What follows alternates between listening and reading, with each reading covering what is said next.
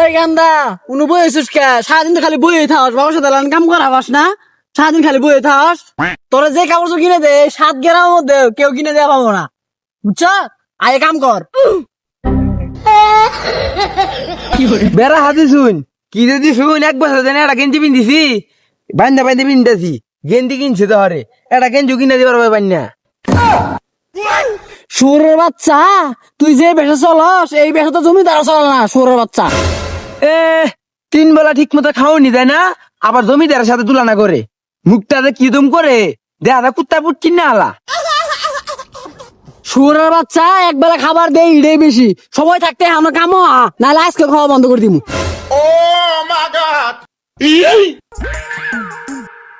শুয়োরের বাচ্চা কাম করাবাস না, ঘুরে ভাত খাবি? কাম করাবাস না, তোর বলে আমার ধরে না, যা বাইতে পারে যা। হারাম দাদা আমি বাদ থেকে গেলে ঘা তুই গুয়াতে ভাত পেয়ে দি না। হারাম দাদা কইলো কি রে?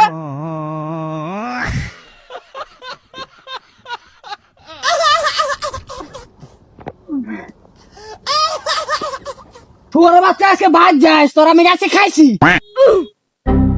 এইগুলা আমার লোক খাওয়া আছে হুদায় দাঁতটি ভাঙবার লাগে।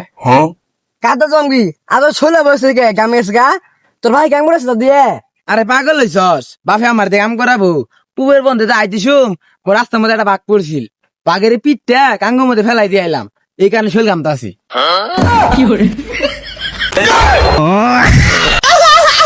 এখন রাস্তার মধ্যে বাঘ বাড়া 2 দিন বাদে বাদে এই যে রাস্তার মধ্যে বাগাত দিব রে, বাগাতি মারে মারে তো শরীরের এই অবস্থা।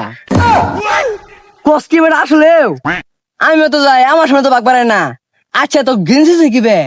আরে পাগলা 2 দিন বাদে বাদে তো বাঘের সাথে কামড়া কামড়িও, ওই কারণে তো আসলে আমার প্রতিটা কিনছি রে। কস কি বেটা তুই এই পিন্দে বাঘের সাথে লড়াই করস? তোর দিকে তো বাঘের ধরে নেই কথা। আরে এই বিন্দার কাম পাচ্ছে যে মার দিছি, দেখ বাকি নিউ নাহি আয়ে জি দে। বাঘ নাবো তাহলে আমরা যাই গে। আরে তুই কোন আন যাইস না, এই বাঘ খেলে আমার সাথে দি।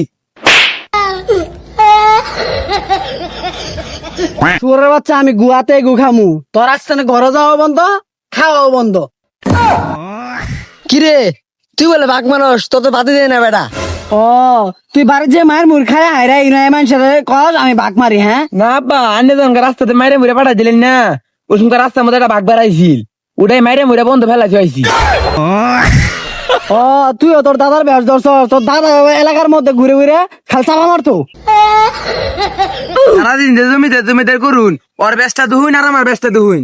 দেখ দেখ তোর বাচ্চা কথা রাখি দেখ, তো এরকম এরকম গেঞ্জি সারা এলাকার মধ্যে কারো আছে? এরকম গেঞ্জি নিয়েছি তোর বালার লাগে যাতে তোর বাতাস ঢুকে। আরে কাছে তোর গেঞ্জি কিনেছে চল, তোর বালা কিনেছে এই অত্র এলাকার মধ্যে এমন গেঞ্জি নাই বেটা। ওই যে বিক্রি বাড়তেছে, কইটির কি বার্তাছে? বাইশটা তো বালাই কইছে, ব্যান্ডেল মাল বাইশটা চিনছে। হ্যাঁ ব্যান্ডেল মাল 100 টাকাতে ব্যান্ড গাড়ি থেকে গেঞ্জি কিনে দাও, ভালো কিছু কিনে দিলে বাদ যায় আমরা যাইতাম না। 100 টাকাতে ব্যান্ড গাড়ি থেকে জিনিস কিনে দেয়া ফিরবার বয়ান মারে। ব্যান্ড গাড়ি ব্যবসা করে না, 100 টাকা কি টেহা না? এত কথা না কইয়া বাড়ির যা, রান দিছে বালা মন্দ খায়া গা। যাইতেছি ভালো মতো গিরে আনছে, হুটকি বদা করছে। ভালো মতন কিছু রাম দে না, ভালো মতন কিছু খাবার দে না, বাইরে থাকতাম না আমগা। বালা করে কথা তুই বাড়ির যা, এর সে বালা খানা পাবি না।